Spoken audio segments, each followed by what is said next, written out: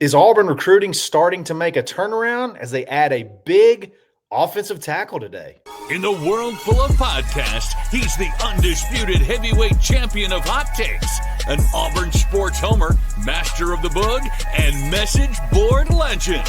Get your buttons buttoned and your hats flattened because the Top Button Podcast is about to kick off. And you don't want to miss your courtside seat. Now, here's your host, Charlie 5. Yes, sir. We're back. It's another episode of the Top Button Podcast. I'm your host, Kyle Bush, a.k.a. Charlie 5, and it's my favorite dadgum day of the week. It's Friendship Friday, and we have another great guest that I'm going to introduce to you guys in just a second. I'm on location. Sorry about yesterday. Had some technical difficulties. I hinted there was going to be some good news, and there was some good news as Auburn lands a big 4-star offensive tackle. We're going to talk recruiting. We're going to talk about recruiting outlook, who's next, who could be lined up to commit over the next, let's just say, a month before kickoff, and could Auburn jump into a pretty good spot before the season starts as far as recruiting rankings go. And we'll discuss recruiting rankings as a whole as well. But before we do that, let's give a quick shout out to Rowback.com. Use coupon code BARN20 to take 20% off your order, whether you like polos right now, swimsuits, if you like hoodies like me, they got it all. And you can save big no matter what kind of style you like. They got it. Love the way the material feels. It's just really good stuff, high quality stuff. So show them some love. Rowback.com. Got my man Reckoner, the Reckoner. Sam is joining us this Friendship Friday. I'm very pumped. Good buddy of mine. Can't wait to talk about recruiting. I know you like to bug out over recruiting. Oh, yeah. Sam, welcome to the show, man. Man, I appreciate you having me. I've been on the barn since the beginning, so got to know you guys. You guys do a great job, and y'all were on point with the Wilson Zierer news today. So excited to talk about it and see what's coming up down the line with Auburn recruiting. So looking forward to it, man. So offensive tackle, man, and 4-star, that seems kind of foreign. Like we're not typically, and it just so happens it's an actual foreign offensive tackle. Germany. Sort of that we just received the commitment from Wilson Zierer, brother of Killian Zierer. He actually lives in Georgia right now, but he finally pulls the trigger for the Tigers. Got offers from everybody, man. It's one thing to get an offensive tackle, but when you get an offensive tackle that Alabama wants, Florida State wants, Georgia wants, everybody wants this kid, and then you edge them out, especially, offensive tackles. That's typically one of those high price tag positions. And there's been questions about Auburn's NIL and being able to get over the hump to get a kid committed. Just talk about the impact of this, man. I think it's big. I love the commitment, and I think he can be a really good player. Yeah, man. I think this is one that we had to have. You see a lot out there about Jake Thornton. I really like Jake Thornton, but we talked after Claude Puma went to Nebraska, and I was like, man, it's time. We need to put our foot down for one and just get one. And yes. This kind of everyone was talking. This was trending the wrong direction. Alabama, Florida State. And then, the news came earlier this week that it was we might have put our foot down. And this was a big one, man. We're finally starting to kind of stack that talent in the offensive line room. And, we're going to need it next year because we're losing several key guys. Yeah, all the starters probably. You kind of touched on it just a second ago, and I want to ask you about this. I've heard this term must-have guys. Got to have them. It's an embarrassment if you don't get this guy. How much stock do you put in that over this kid? Was Zierer a must-have as far as you got to get this kid, or it's just a really, really bad look? Yeah, man, that's a good question because I think with this day and age with the portal and so much movement, I think it becomes less and less like you have to have people. But every class, I feel like you have 2 or 3 guys on offense and 2 or 3 guys on defense that the staff and the fan base just doesn't want to lose. Yeah. And I think he was one of them. I think a guy like Wilkes is on the other side of the ball. That's one you cannot lose. Yeah. And we've had those every class, and we've done a pretty dang good job of keeping them in the class and signing them. But he was one for me that, you have to have. He's rising up the boards. He's got offers from everybody in our footprint. So we needed that one. And I'm just glad that we got it done and finally decided to, stop absorbing pressure and give some out. So we needed it bad. For sure. For sure. And especially with like the run of bad news. Oh man. The news cycle is not you go from like the high of media days, and we're not going to talk about, what the specific event we're talking about, because there's a lot of stuff that has to go on. Could be pretty rough for Auburn, but like you've had some bad headlines. It's good to have this one. I'm with you. I think this kid was a must-have. For a number of reasons, not just because it was a legacy, not just because it was a position of need, but because of the run of just terrible, terrible headlines, and then the real need to have a pop on the recruiting trail. I think how much bigger can you get than getting a 4-star offensive tackle, which have evaded Auburn for the last, decade? So I think this kid's a player. I liked his commitment. Easy. Hey, I'm just going to put out a graphic that's not even a graphic. I'm just going to put out a video of Jake Thornton doing a cannonball, and I'm going to say committed to Auburn. I love it.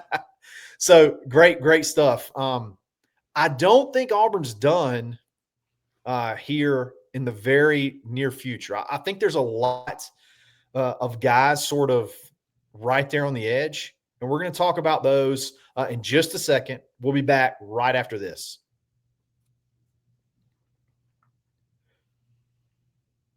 So, dude, it's like a drug, man. You get a commit, I got to get another one. I got to get another. I need something. I need to keep it going. I got to keep that high going. So there are several guys that I feel like Auburn is close to adding. And you mentioned one of them earlier. I think there's 3. And we're going to talk about dates to be watching and just overall what we think about those players. And we got to start with my man.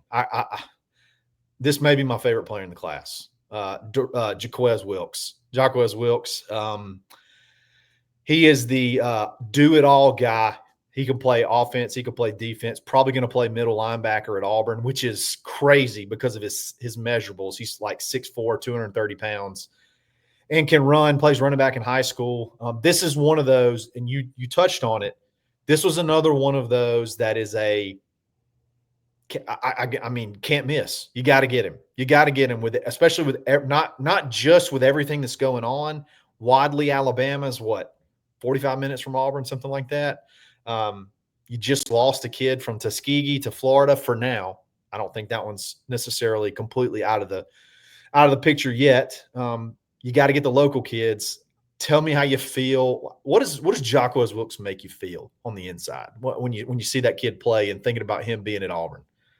Man, when you pull up his highlights, I mean, he's taking direct snaps and housing them and everything. So he's that guy that is just like he lines up and he's just the better athlete, and all 22 guys on the field know it. Yeah, And then you said this. This is one thing I love about him. I love a guy that's within an hour of Auburn. Those local guys, I want every single one of them.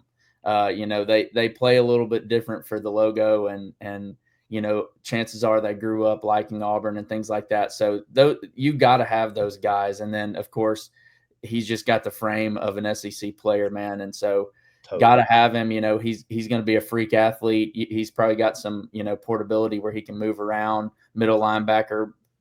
He can go off the edge. Maybe he can take a direct snap. Who knows? So he's another one of those guys I'm really excited. Hopefully he'll be in the class soon. So I feel very similar to him, like I felt about Amaris Williams. Yep. And I think Amaris Williams is a guy that's going to explode this year. They're very similar players at their high school too, like running back, take direct snaps, and then I'm just going to wreck stuff on defense. Like I'll line up wherever I dang well please, and I'm going to disrupt everything. I think you get a commitment for him. I would say definitely before the end of the month. Sam, I wouldn't be surprised if it's not within the next few days. It seems like there's some smoke that Auburn has said there's a few guys out there. We're ready to go ahead and put the hammer down. Go ahead and get them in the class. I think Jaquez Wilkes is one of them. And you're talking about a top 100 player in the country, not just, we talked about all the cool stuff about him being from Wadley and him being good and playing both sides of the ball. This is a top 100 player in the country. Like, give me all those that we can get. Yeah, no doubt. No doubt. You got to have him. And the thing I like about him is you keep the ball rolling with a guy like him. There's no better time to get a commit than when you've just had one. You're a few days off of one, especially like you said, with the bad news, players flipping away and everything like that. Well, he's a guy that you got to have, and there's no better time for him to commit than right now. So hopefully he'll go ahead and pull the trigger soon, and we'll see kind of who's next on the horizon after that. Yeah, I mean, you kind of got a little momentum going. I know it's not much based off of what we've gone through the past couple of months, but you get Goon in the class, one of your top linebackers on the board. You turn around and you got Keldrick or White, the tight end from Georgia. His name White. Is escaping me. White. He is unbelievable. Then you turn around and you add Goon like a couple of days later, and then now you add Wilson Zierer. If you go ahead and pop a top 100 player in there, like, you're starting to see your recruiting rankings go up and up and up to where you're getting in a little bit in striking distance, I guess, of that top 20, top 15 class. Another guy Auburn loves, and there's a ton of momentum, it seems like, building an interior offensive lineman. Hey, let's go ahead and pack the trenches, man. Let's get the trenches right. Duron Parks, 4-star interior offensive lineman from Sarasota, Florida, 6'5", 350. So probably gonna have to work on that 350 a little bit, but he's got a commitment date of July 26th. This was a kid that Ohio State seemed like they were in the driver's seat, and now all of a sudden Auburn's hanging around there, and it's like, okay, we got to put the hammer down. We got to start getting commits. This could be another one that could jump in the class. And then you got two 4-star offensive linemen. You got Wilson Zierer. You got possibly Duron Parks. You got your boy Nico. That's a developmental, could be just a complete freak of an athlete at offensive tackle, mountain of a man. Talk about Duron Parks and like how big that addition could be. Yeah, man. He reminds me of DeAndre Carter, the recruitment and the frame.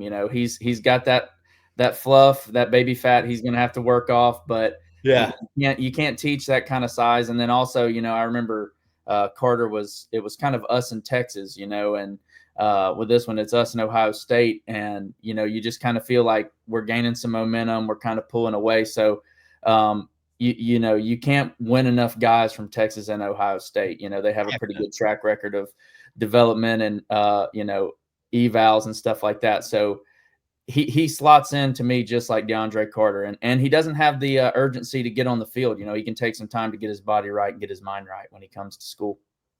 Give me as many 4-star offensive linemen as you can possibly have. Hey, like you said earlier, there's been a lot of heat, mostly from fans, thrown on Jake Thornton, even though like recruitment has so very little to do with, especially out of high school right now, very little to do with the actual recruiter as it is NIL. But you're pulling off, two big linemen that everybody else wants. I don't typically look so much. I love to have the high rated guys, and these guys are 4 stars. But even if it's a 4-star, I still want to see the offers. That means more to me, way more than the actual ranking. And to see Ohio State up there at the top, as far as like that, it seems like it's us in Ohio State. You pull that one off, it almost feels like getting 2 guys. Like it's a big win for multiple reasons. And then the last one, and I think could be in the running. I know I love my man Jaquez Wilkes, but Jace Matthews could be in the running for one of the best players in the class. He is a wide receiver out of Loosedale, Mississippi, Greene County, same high school as Deuce Knight, big buddies with Deuce Knight. He was sort of an under-the-radar guy, and then his recruitment, Sam, has just exploded, like completely exploded. And if you watch his film, it makes total sense. Talk about Jace Matthews, how big landing that guy would be. It's like capping it off. If that's your last guy, if you get these next 3 or 4 dudes and he's the one that caps it off before kickoff, just talk about Jace Matthews and what that would mean for this class. Man, he would be monumental. First off, he would be the best recruit in the class, by ranking. But the other thing is, you hear Hugh talk about how much he likes the room, how much he likes the receivers, and how we're gonna invest in retaining those guys. And then so you probably don't have much room to begin with to add more players. Yeah. So, and we've lost a few, but if he's a one-man wide receiver class, you can't go wrong with that because he's just a freak, man. He really is. I wouldn't be surprised if he ends up as a 5-star. Yeah, I mean, he's a top 100 player. He's got the pedigree. If he has another big season, he could easily be a 5-star. And again, what did I just mention? Who are you going up against? LSU, Texas A&M, Ole Miss, all guys that are battling hard for this guy. Colorado, another big team that likes to throw money around every now and then for the right player. Cool story about Jace. If you're a member of the barnauburn.com, you already know this, but guy on our site, he's actually from that area. And he said Jace Matthews is actually his cousin is Dante Moncrief, one of the wide receivers from Hugh at Ole Miss. And then Jace's mom played high school basketball. And if you know anything about Auburn women's basketball, Ruthie Bolton, her jersey is in the rafters. She actually started the basketball program at Greene County. She helped start the basketball program at Greene County. So they've always actually had a lot of Auburn ties. So that's another one of those ones that's like you can't miss. When you got guys that you got an in with, you need to go ahead and nail them down. And I think I just dare y'all to go watch this kid's huddle. Just type in Jace Matthews huddle and have fun. Like sit back in the rocking chair, get some popcorn because he can put on a show. Sam, you throw those 4 guys in that we just talked about over the next, or do we talk about 3 guys? We talked about Wilson and then 3 others. If you got those 4 guys in before kickoff, Auburn catapults all the way from what was it, like 86th in the country? Yeah, all the way into like the mid to high 40s, which again, that's not where you want to be, but that is where Florida was exactly at kickoff last year. And they actually went backwards before they got to November when they went on their hot streak. So there is precedent.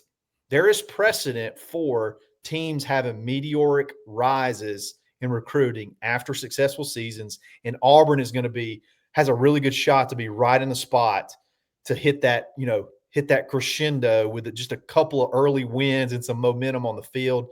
Do you buy into winning on the field could yield big results? I think you do, but I want to hear your thoughts. Like, what does Auburn have to do early to kind of build that crescendo, build that momentum where they could maybe have a Florida type recruiting haul to finish off this class from last year? Yeah, I buy into it.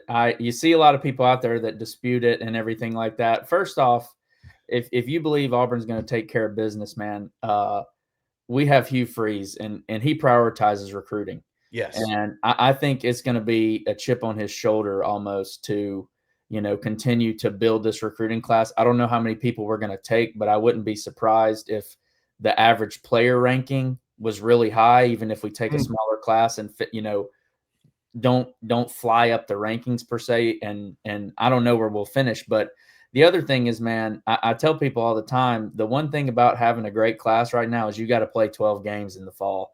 Yes. And there's people in our footprint, Florida State, Alabama, LSU, Georgia. There's people, and I'm naming great teams here, but there's people who are going to underachieve. South Carolina, not everybody's going to win. And if we handle our business, there's going to be teams who get into some shaky ground and have a little bit of turmoil. And that's when you do not want Hugh Freeze coming after your guy. No.